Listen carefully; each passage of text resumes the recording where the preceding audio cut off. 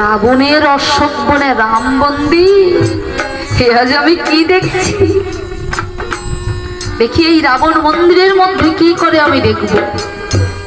রাবণ রাজা প্রবেশ করেছে মন্দিরে, আর লক্ষণবীর দরজার পাশে লুকিয়ে আছে। দেখে মন্দিরের মধ্যে স্বর্ণ সিংহাসনে বসে আছে মা সীতা। রাবণ রাজা গিয়ে মায়ের পায়ের কাছে বসে বলছে, ও মা, মাগো, ও মা, আর কতদিন এই গোপন ব্যথা নিয়ে থাকবো বলতে পারো মা? মাগো, আর যে ভালো লাগে না এই রাজ ঐশ্বর্য, আর যে ভালো লাগে না এই সংসার কলহ। বল মা, প্রভু যে আমাকে কথা দিয়েছিল শত্রু হলে নাকি 3 জন্মে প্রভুকে পাবো। বল মা, কবে আমার এই নারায়ণের চরণে ঠাঁই পাবো? হরি বল, হরি বল, হরি বল।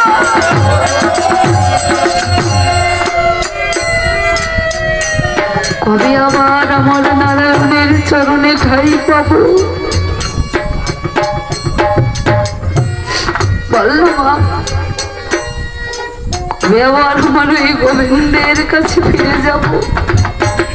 নয়নের জল বুক ভেসে যাচ্ছে রাবণী।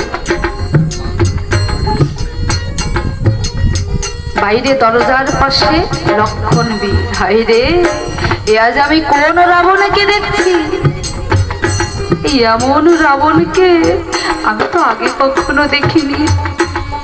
এই রাবণকে দেখে কোনোভাবেই যে শত্রু মনে হচ্ছে না, মনে হচ্ছে যেন প্রভু রামচন্দ্রের পরম ভক্ত। কার সামনে এসেছি আমরা 2 ভাই যুদ্ধ করতে? এমন রাবণকে তো আমি আগে কখনো দেখিনি। এমন সময় রাবণের নাসিককে মনুষ্যের গন্ধ লাগে।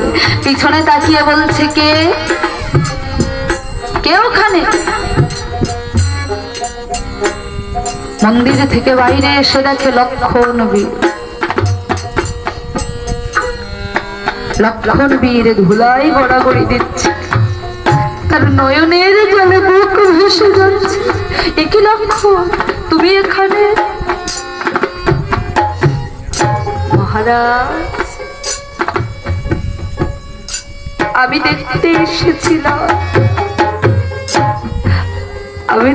এসেছিলাম আপনি আমার প্রভু মাকে কেমন করে রেখেছেন। আমি দেখতে এসেছিলাম আমার মা সীতা এই অশোক বনে কিভাবে আছে। লক্ষ্য, তাই এসে কি দেখলে? মহারাজ, এখানে এসে যা দেখলাম তাতে আমার মনে হচ্ছে আমার ওই অযোধ্যায় নিয়ে গিয়ে আমার মা সীতাকে এত সুন্দর ভাবে রাখতে পারতাম না। না লক্ষ্য, এ কথা তুমি কারো কাছে বলবে না। আমাকে তুমি কথা দাও, আমি যে গোপনে মায়ের পূজা করি এই গোপন ভক্তির কথা তুমি কারো কাছে বলবে না। কথা দাও আমার। মহারাজ, আমি তো কখনো আমি আমার দাদার সঙ্গে মিথ্যে কথা বলি, আর আমার প্রাণ থাকতে আমি আমার দাদার সঙ্গে মিথ্যে কথা বলতে পারবো না। না লক্ষ্য, আমি যে গোপনে মায়ের পূজা করি এই গোপন ভক্তির কথা তুমি কারো কাছে প্রকাশ করতে পারবে না। তুমি যদি কারো কাছে প্রকাশ করো কি হবে জানো? কি হবে মহারাজ? বলে, আমার কাছে যে ময়দানবের শক্তিশাল আছে তার আঘাত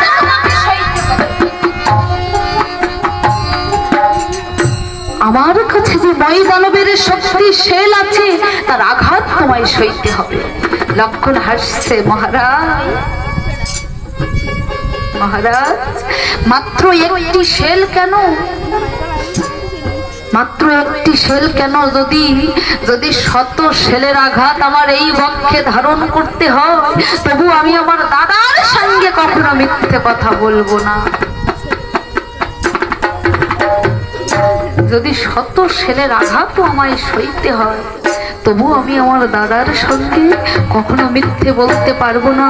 তাই শক্তিশীল আমার প্রভুকে বলছে, ও প্রভু, সেই দিন থেকে ওই লক্ষণের পক্ষেই যে আমার স্থান, তুমি আমাকে আর বাধা দিও না প্রভু, আমায় অনুমতি দাও।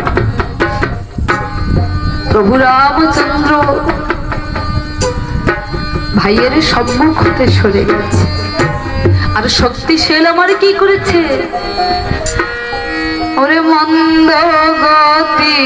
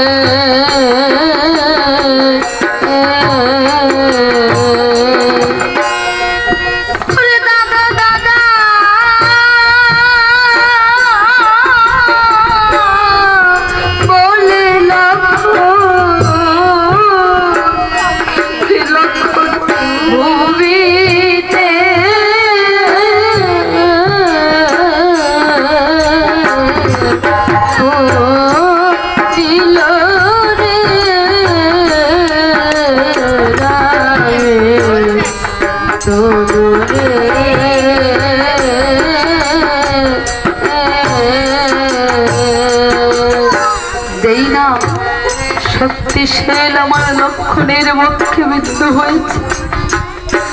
লক্ষণ আমার দাদা দাদা বলে ওই ভূমিতে লুটিয়ে পড়েছে,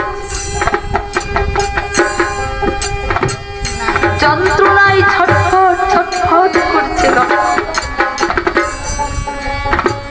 লক্ষণের ক্ষতস্থান থেকে অঝরে রক্ত ঝরছে, মৃত্যু যন্ত্রণায় ছটফট করছে ভাই লক্ষণ।